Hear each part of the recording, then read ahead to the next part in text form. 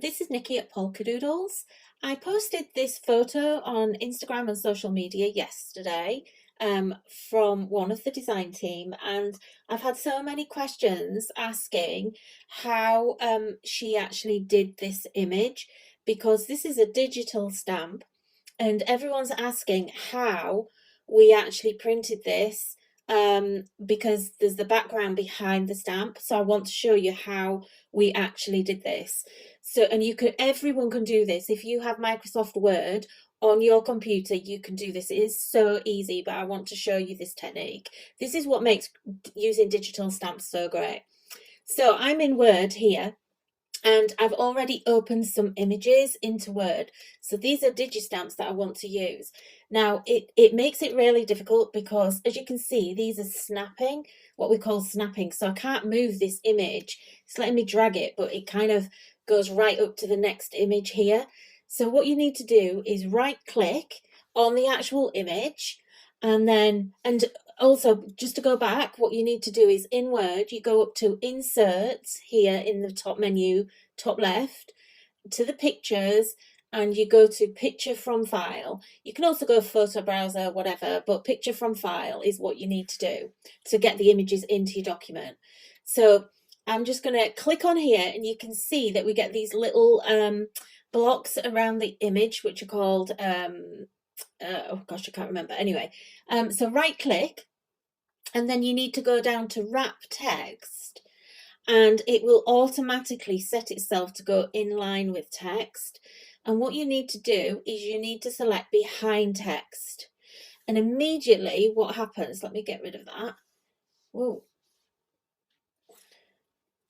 What happens, I'm going to do the same here, wrap text, behind text, because immediately what happens, gosh, I've got so many things here, hang on. Let me insert, whoops, I want a new page, blank page. Okay, so I need to get that down. I'm just going to move that down onto my next page. I wasn't expecting it to do that, but of course it would do. Okay, so that's now page 2 in my document. So go back to page 1. Okay, so now, as you can see, because I've actually reset the wrap, I can move that and it stays wherever I want it to be. And all you need to do is drag on the corners. And again, this one, I've done the same with this as well. And I need to do the same here with this sentiment. So behind text. So basically, when you do something behind text, it actually lets you move it all around the page wherever you want it to be.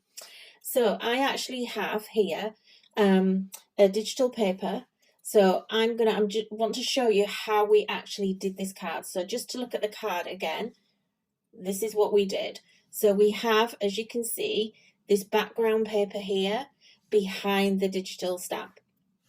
So all you need to do, I'm going to copy that into there. And this one is not, I don't think I've wrapped it correctly. So again, behind text. And now that lets me maneuver this. So I'm going to actually make this larger. Obviously, I'm using a different paper to what was used, but it doesn't matter. And then, because that's now in front of these, again, right click and send that image to back. Okay, and look now what happens. We actually have the digistamp in front and over the paper. So you now can actually resize this as you want. You can put your sentiment in there, and you can actually assemble your card on screen and then print this and colour it in if that's what you want, because our digistamps have the white background to them, not all of them do, and because this is why I give you PNG files and not a JPEG. If we gave you a JPEG file, this square would all be white and you wouldn't be able to get the background. You'd have to print the digistamp. It would just be really difficult to do. So, well, not difficult, but it require more work. And this is why I give you a PNG image with a clear background. You do not have to remove the backgrounds on our digistamps. But how cute is that? And then another thing I want to just show you is when I'm here, I need to just work out where I do this. So we can crop. Okay, so right click, go to crop, and now look what happens. We can also crop this image. Look, so it's actually cropped it. It hasn't scaled it down, it's actually cropped it. So you can, if we go back to that, if you specifically wanted a 4x6 card, how I would probably do that is to measure it easily. I'm sure there's a way of measuring it more easily. If you go up into design, that might help. No, it doesn't. Draw, maybe. You see, working in Word here, you can do whatever you want. So look, you can actually, in draw, you could even draw on here, look. So if you wanted to write, for instance, mum, you could do that if you wanted.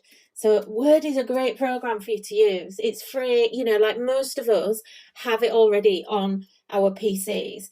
So if I get rid of that and, whoops,